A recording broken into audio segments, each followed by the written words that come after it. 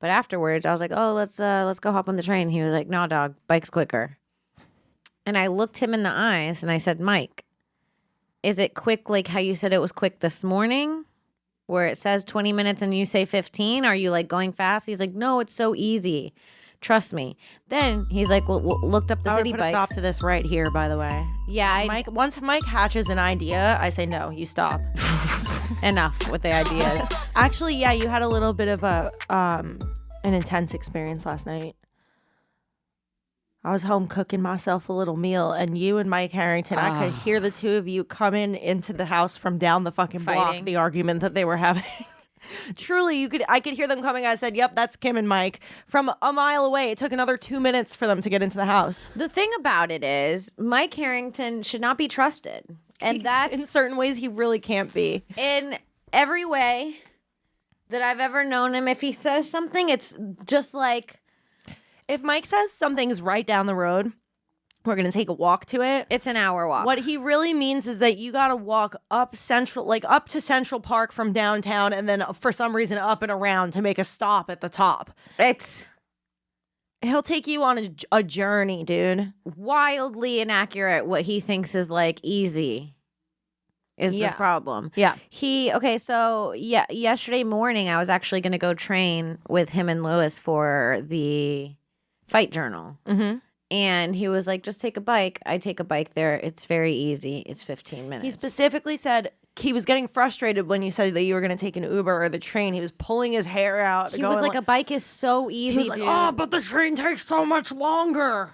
Like, yeah. And when I look in the maps, a car was 35 minutes, a train was 25 minutes, and a bike was 23 minutes.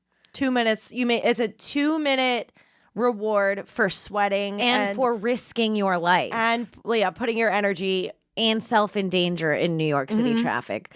So then I'm like, okay, maybe he means like this is, because sometimes it says a walking distance is something, but you walk a little faster and it's actually shorter. So I was like, okay, maybe it is a 15. I'll give him that. So I walk all the way to the bike thing and there was no more city bikes left. So I was like, thank God. And I just called my car.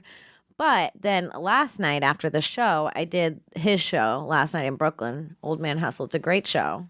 If you guys should check it out, buy tickets. It is a great show. But afterwards, I was like, oh, let's go hop on the train. He was like, no, dog, bike's quicker. And I looked him in the eyes and I said, Mike, is it quick like how you said it was quick this morning? Where it says 20 minutes and you say 15? Are you like going fast? He's like, no, it's so easy.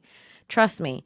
Then he's like, looked up the city bikes. I would put a stop to this right here, by the way. Yeah. Once Mike hatches an idea, I say, no, you stop.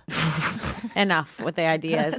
Yeah. And then he's like, there's one more electric. I was like, okay, electric bike sounds fine. He's like, yeah, it'll be easy. So we'll take a left and then you can cruise on up ahead of me and just get home. And I was like, at no point. He said, cruise on up ahead of me. That pisses me off. I didn't hear that detail last night. Isn't that an annoying detail? Fact that he left you in the wind in 2 seconds, if I know him.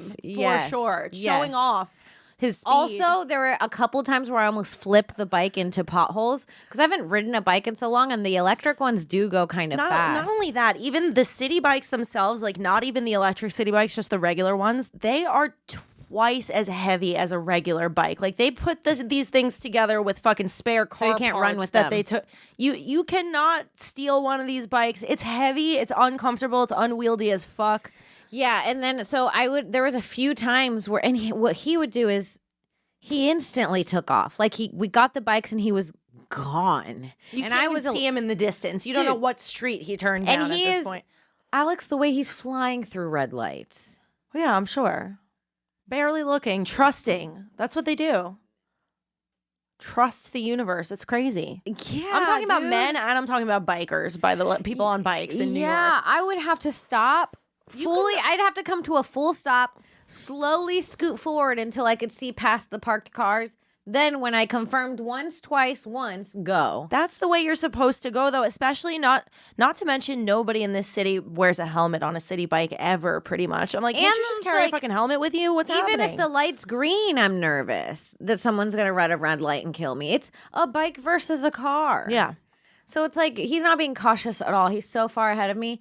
And every once in a while, he'll look back and stop and wait for me to catch up. But the roads are so thin. There are cars inches away. That could every car that passed me, I'm like, that car could have easily snagged my backpack and just dragged me. Yeah, you're for sure in an area where there's no bike lane. You're just riding a bike between parked cars and moving cars on a main road. Also, For sure, the whole way. I could promise you. We're driving through different neighborhoods, some not so great. So we're biking slowly through a neighborhood, and I keep seeing people that I'm like, it would be easy to just grab my bag out of this front basket or just knock me over. Like, I keep seeing, like, I was like, he told me to do this by myself at one point. Yeah. After a show, he was like, yeah, if you want to bike home, it's an easy bike home. He thought I would be doing that by myself. I never jumped on somebody's team as quickly as I did when I figured out what the two of you were arguing over yesterday. I said, Mike Harrington, how dare you?